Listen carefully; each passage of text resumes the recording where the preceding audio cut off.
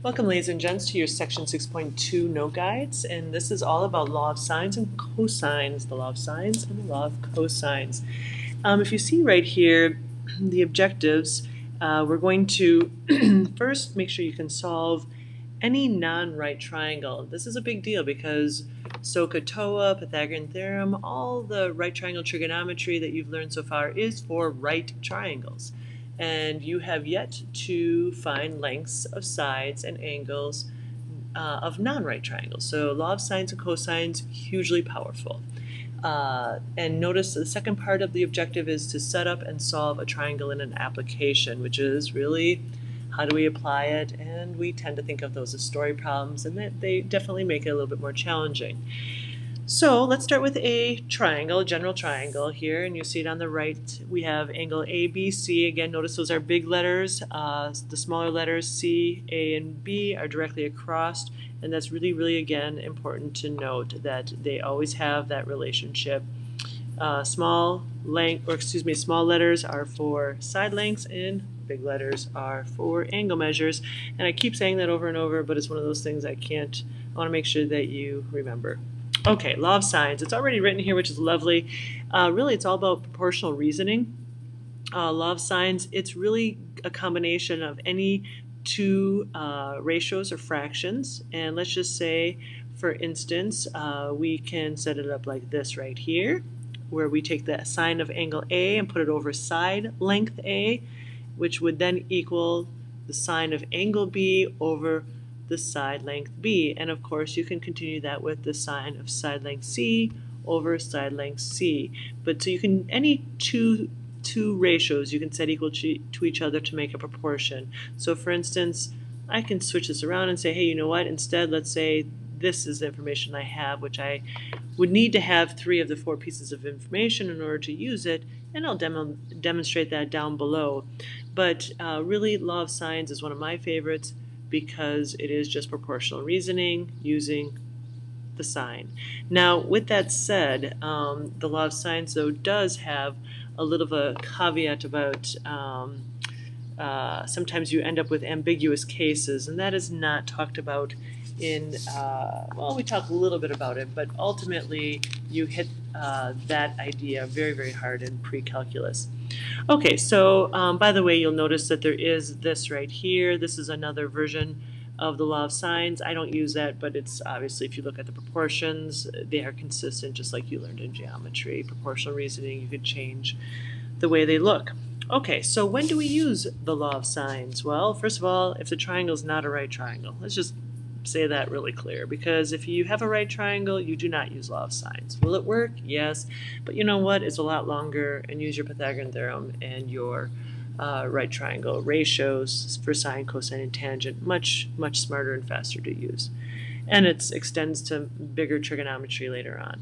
But law of sines, if you don't have a right triangle, that is when you would use the law of sines if you have side, oh, ooh, not side, what am I thinking? Oh my goodness, not side, because if you have side, you don't even have an angle, so you cannot use law of sines. You need to have angles when you deal with law of sines, which is why angle, side works, angle, side, angle works. So again, a flash from the past from geometry.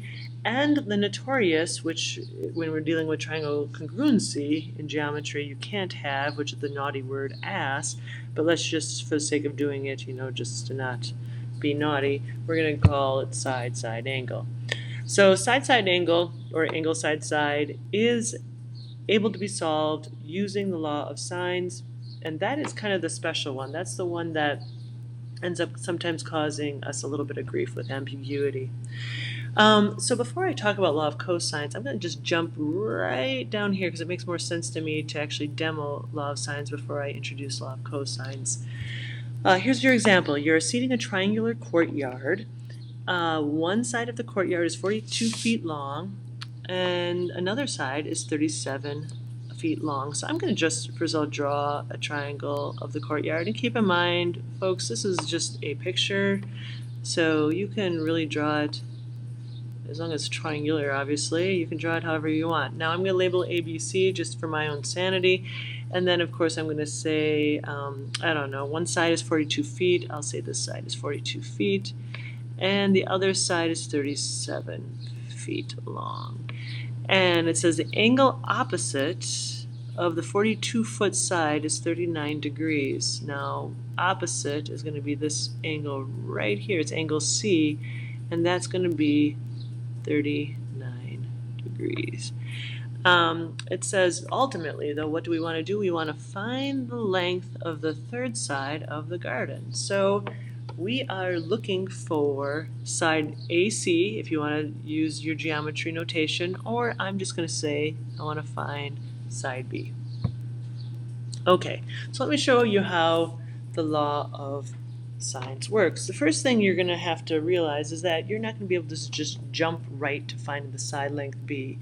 You're going to have to first get the angle across from angle or side B, which is angle B. So, but we don't have angle B, nor do we have side B. So I'm going to first use my law of sines, and I'm going to put this as step number 1, is first find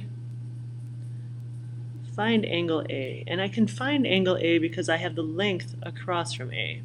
So I'm going to say, okay, sine of A over the length of side A, which is 37, directly across, and we can say 37 feet if you want, is equal to the sine of one of the angles. I need to know an angle, which I do, which is 39 degrees, and I'm going to put that over the side across from 39 degrees, which is 42 feet.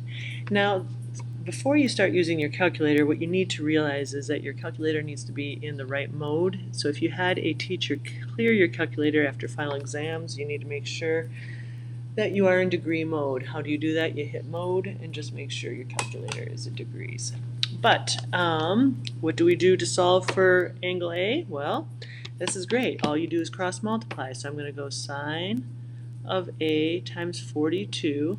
I'm going to do this so you can see it, equals 37 times the sine of 39. Ooh, hold on. Let me try that again. 39 degrees. So I am going to take 37 times the sine of 39, and I get, I'm just going to write this down here, I get, you know what I'm going to do? I'm going to actually cut a couple steps here. I'm going to take sine of 39, I hit enter, times 37, because this is multiplication here, and then I'm going to divide it by 42, which is from over here, just so that I can get sine of A all by itself. And this is a trick. You do not want to round harshly here because we're talking about a pretty small number anyway. So give yourselves to the nearest, I would say at least like 10,000ths place, not even 1,000. I would go 5, 5, 4, 4. Give yourself 4 decimal places. Better yet, you don't even have to round at all if you want. That will give you even a much more accurate answer. What you cannot do is say, oh, this is 0.55, and then do the inverse sine of that, because your angle is going to be pretty far off. So now to find your angle, you're going to do your inverse sine.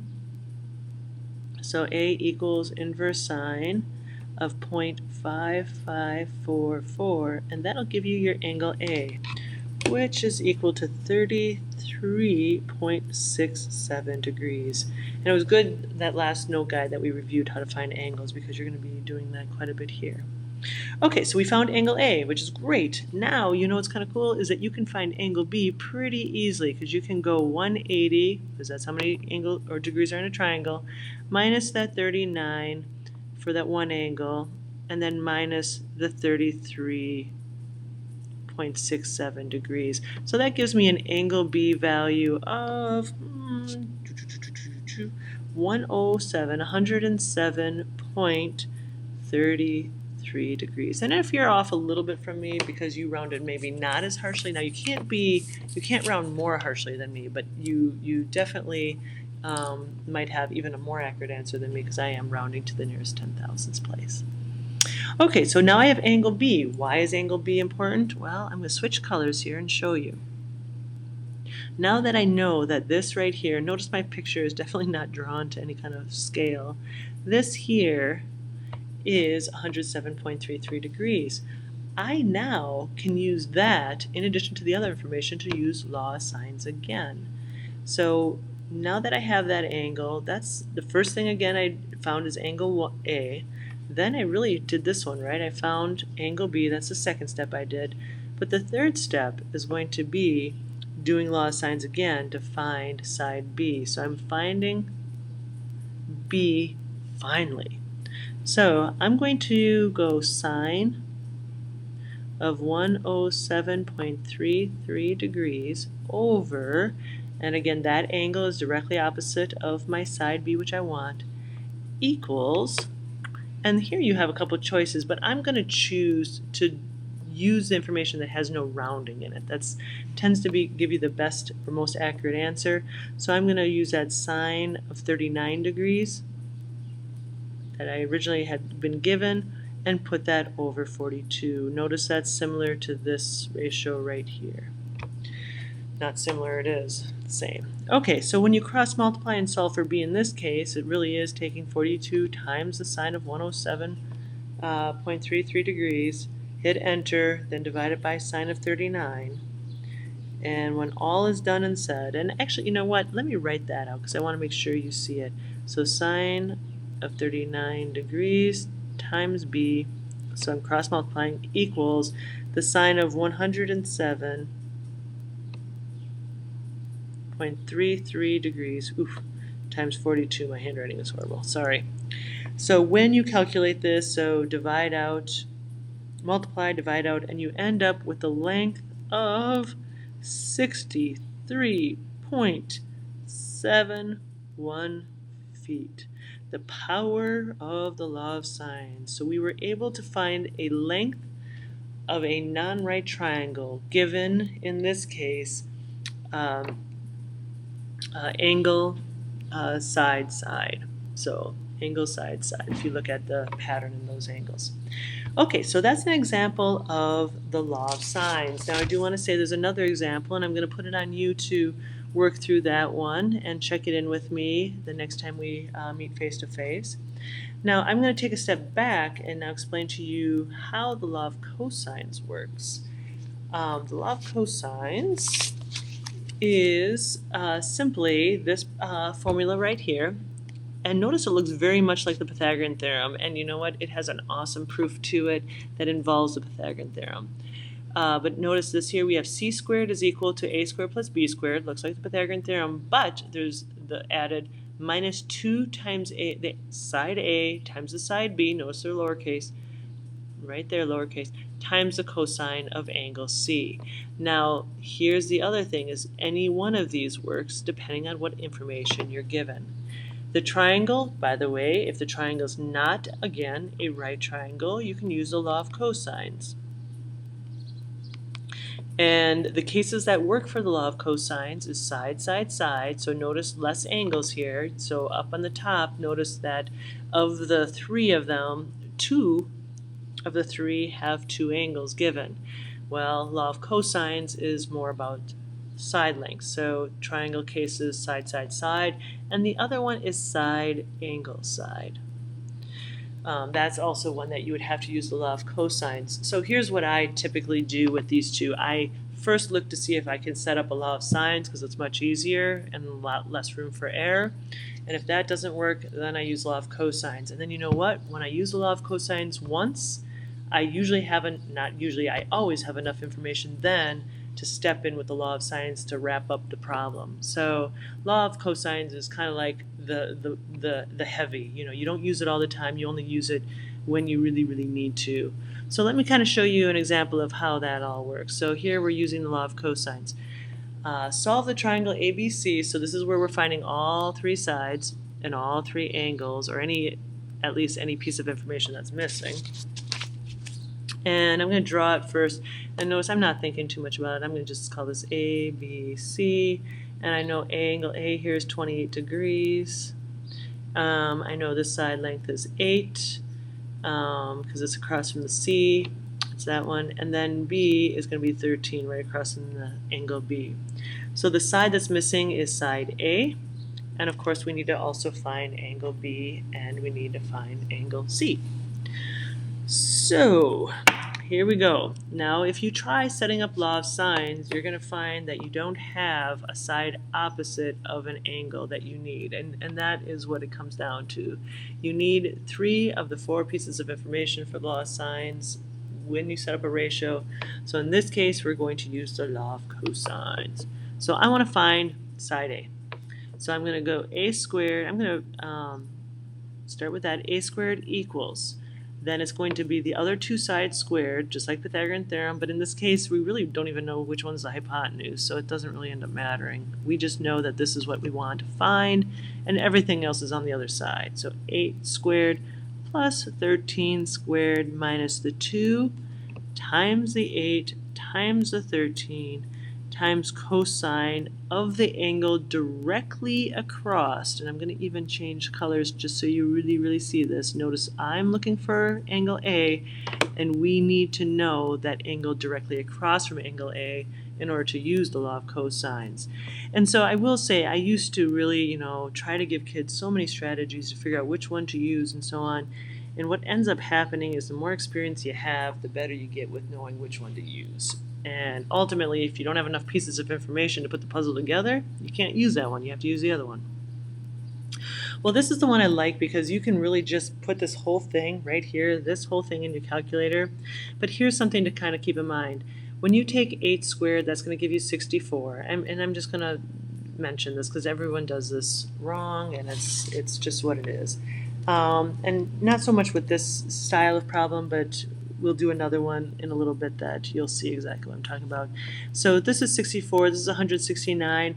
If I take, and I need to make sure I'm in my right mode here, 2 times 8 times 13 cosine 28, you're going to end up with 183.653.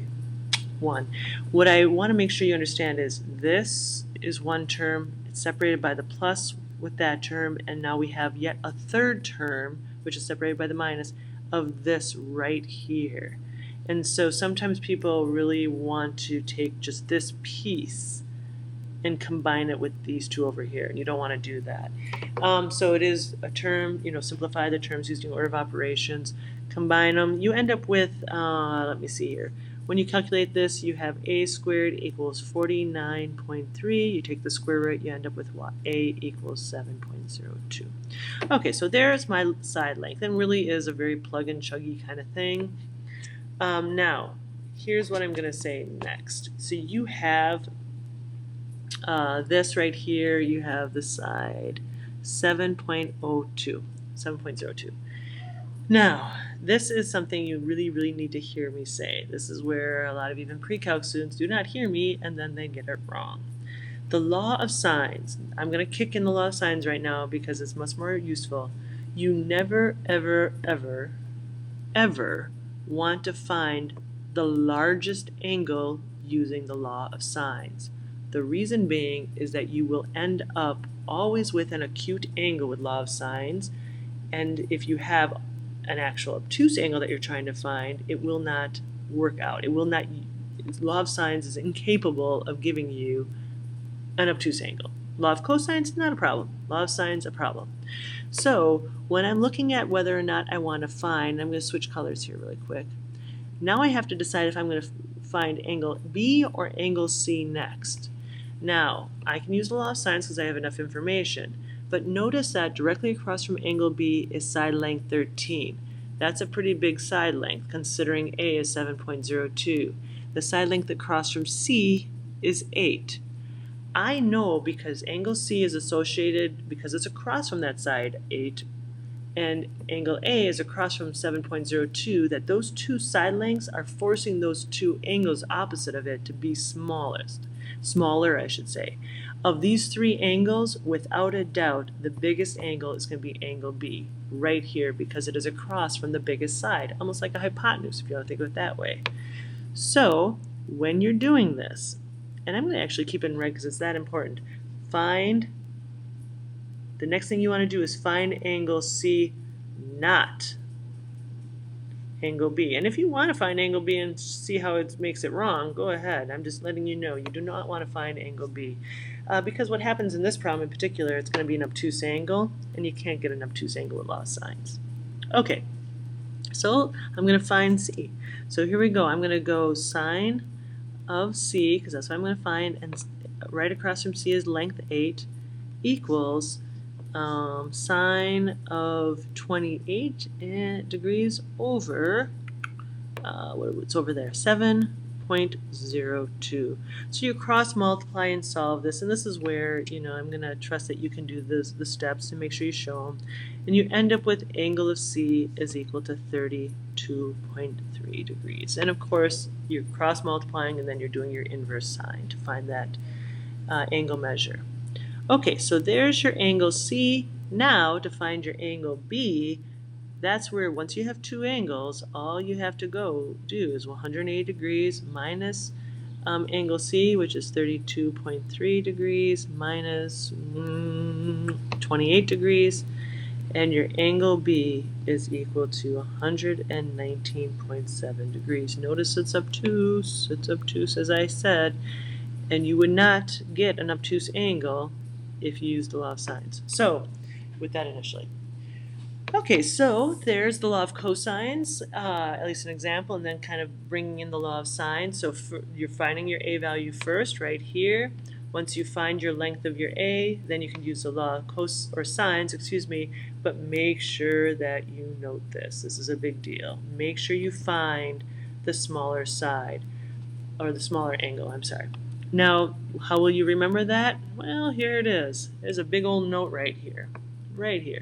It says note, and I'm going to erase this little part here that's kind of clouding my space here. It says, note, the law of sines should be used to find angles less than 90 degrees. So you cannot find an angle that's obtuse. A triangle can only have at most one angle that is more than 90 degrees, and we understand that. So that's why when you might have an obtuse angle, use the 180 degrees minus the other two angles to find that obtuse angle. That's the whole definition of triangle. That's an important idea, okay? So if the situation side happens, so if you have side, either find the largest angle first or save it for last. And so I just want to say, if you find the largest, well, side, no matter what, you're going to use the law of cosines.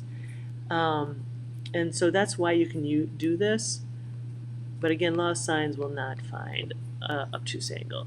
Bottom line is, really, when I teach students, I say, you know what, always first find the smallest and wait for the, either find the largest angle first. Oops, sorry, I always say, just leave it for last. That's what I do. I always leave my biggest angle to last. That's what I would recommend.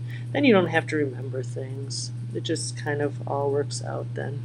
You just need to remember that one rule, okay? That spells recommend, just so you know. Oof, that's horrible. Actually, I can undo that. That's not good enough for me. Okay, so this bottom part, this example number 4, as I'm still erasing things here, this is what I recommend. That's an E, by the way. Oh, geez, now I'm sorry, you guys. Here we go. And oofed. That's why this is all professional videoing right here. Okay, example 4. And then we are going to do one example on the back, and then I'm going to let you go and see how well you can do this. Example 4 says, solve the triangle ABC with side length A is 18, B is 10, and C is 13. So here we have a side type of situation. So I'm going to draw my triangle right away because that's important. So I have angle A, or B, C. A's side length is 18, B is 10, and C is 13. And you already know side, you're going to be using the law of cosine, so I'm going to do that right away. So I have 10 squared. Oh, by the way, I have to find an angle here, right? So the first thing I'm going to, even before I start, obviously you can see I'm starting with 10, but let me just kind of make sure you look at this triangle and say, which one is the biggest angle? Well, 10 is the smallest side, so that means this is the smallest angle. So that's smallest because it's across from the smallest side. But if you look at this, angle A is the biggest, and that's because it's across from the biggest side length. That's it. That's how you know. So I'm going to avoid angle A at all costs until the very, very end. So I could have found angle C or angle B. It would not matter, but I'm going to choose the smallest just to set my mind at ease. And here we go. So I have 10 squared equals 13 squared plus 18 squared minus 2 times 13 times 18 cosine of B. Now this, we haven't done this type before where we're finding an angle, so that's kind of why I want to work it out with you. So 10 squared is 100, 13 squared is 169, oops, 169. 18 squared is 324, minus 2 times 13 times 18 is 468 cosine B. Now, this is where I'm saying, and I need you to hear me, is that a lot of times people want to go this plus this minus this. You can't do that. You can add 169 and 324. Actually, you have to do that, and ignore the bells and the loudness that's going to happen here. I'm obviously trying to do videos while I'm working. But what I want to make sure you understand is this is a term all by itself over here. So leave that one alone for the time being. So I'm going to erase that so it's not in the way. So I have 100 equals 493 minus 468 cosine B. And you cannot combine these on the right-hand side right now. So I'm going to subtract 493 from both sides of my equation to isolate my variable, and I end up with a negative 393 equals negative 468 cosine B. Now, this is where you're slowly isolating your cosine B. So you're going to divide, because this is multiplication here, you're going to divide both sides by negative 468, negative 468, and then you'll end up with cosine B equals positive 0.8397. And again, be careful about how hard you round these problems. And then now you're doing your inverse cosine to find your angle B. So inverse cosine of 0.8397 will give you an angle measure of 32.9 degrees. There's my angle B, and I'm pretty happy about that. So now I can use the law. Again, I only use the law of cosines once, only because it's long and arduous, so I tend to then go back to the law of sines. And I'm going to switch to colors so you can kind of follow my law of sines. Again, I am not messing around with that angle A. That angle A is going to be the last thing I do.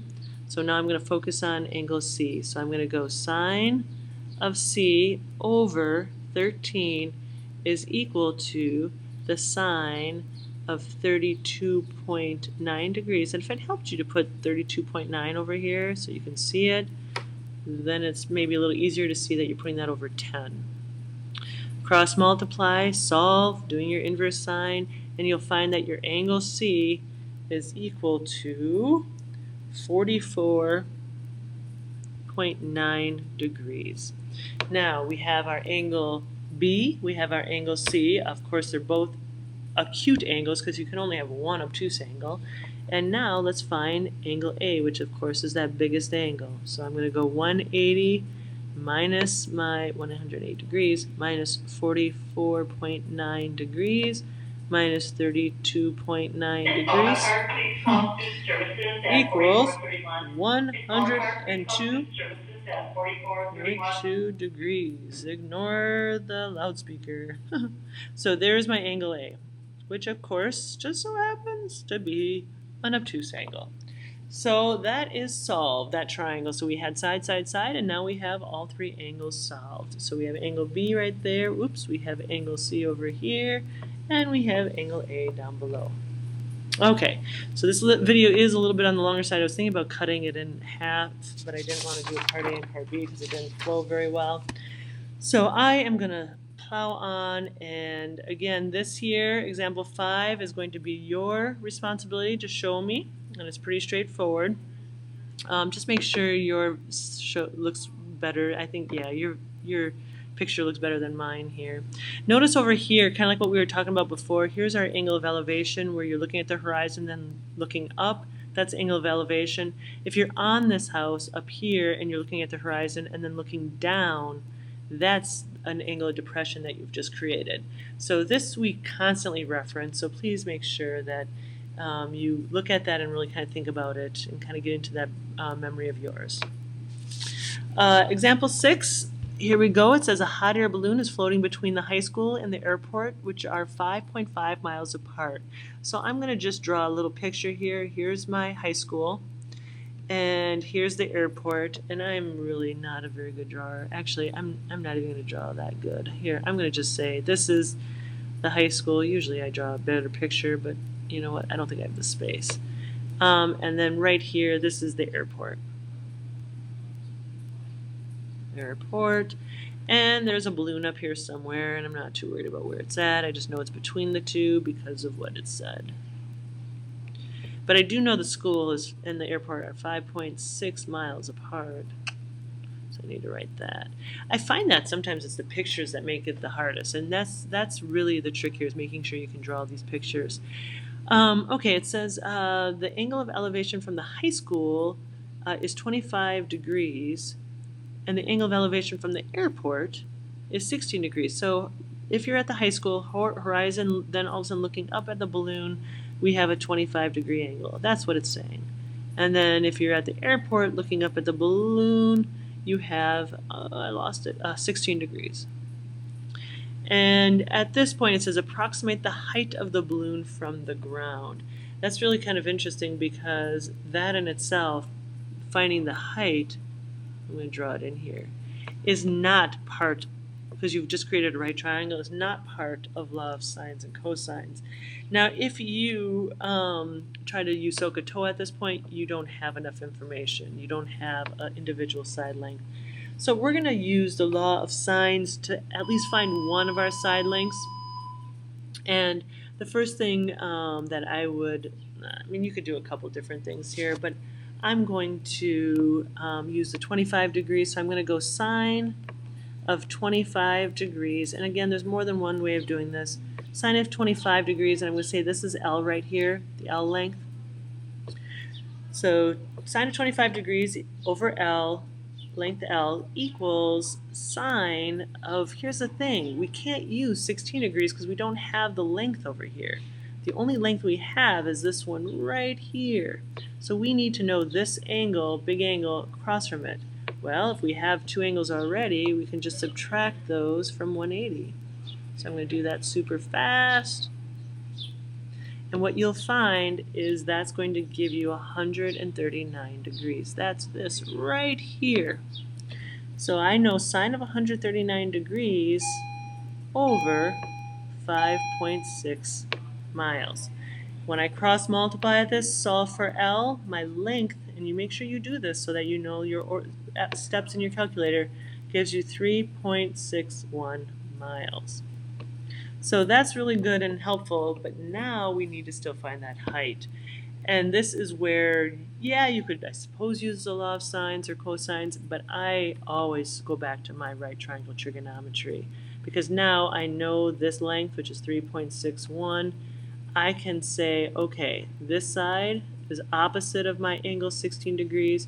I know my hypotenuse, which is across from my right angle. And seriously, folks, if it helps, highlight the right triangle you're now focusing in on, because there's a lot of information here. So I'm going to opposite hypotenuse, that is definitely sine. So sine of 16 degrees equals the opposite side over the hypotenuse length of 3.61. So now I can cross multiply, solve that super fast, and my height is going to be 0.995 miles.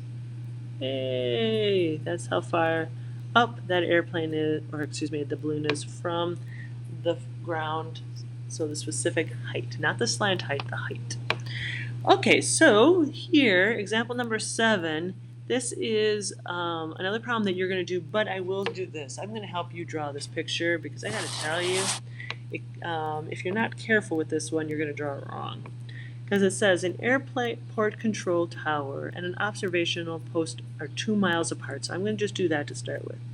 So here's the airport. I'll just say AC for airport controller. And over here, I'm going to say this is the observational post. Okay, so airport controller, observational post, and we know these are 2 miles apart. Now, okay, so it says the angle of elevation from the airport control tower to an airplane is 25 degrees.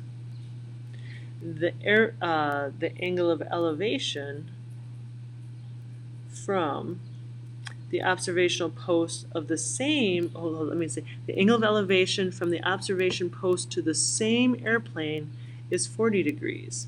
Find the distance that the plane is from the control tower.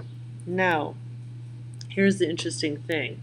You have to, in this case, be really, really careful on how you're drawing this picture, because if you look, angle of elevation is 25 degrees. That's a lot smaller than this one. If you try to do it, it's not going to work out the way you're going to want to if you don't create an obtuse angle in there. So this here, I'm going to say the airplane is way out here.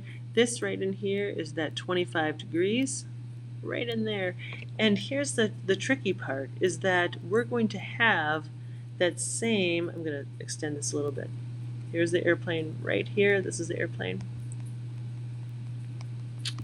The observational tower, this one, your angle of elevation is in here, because otherwise you're not going to get the right angle. It's going to be hard to force it in there. So this is 40 degrees. So kind of think about this. This is kind of a strange one in the sense that you're going to tend to want to look at this angle in here.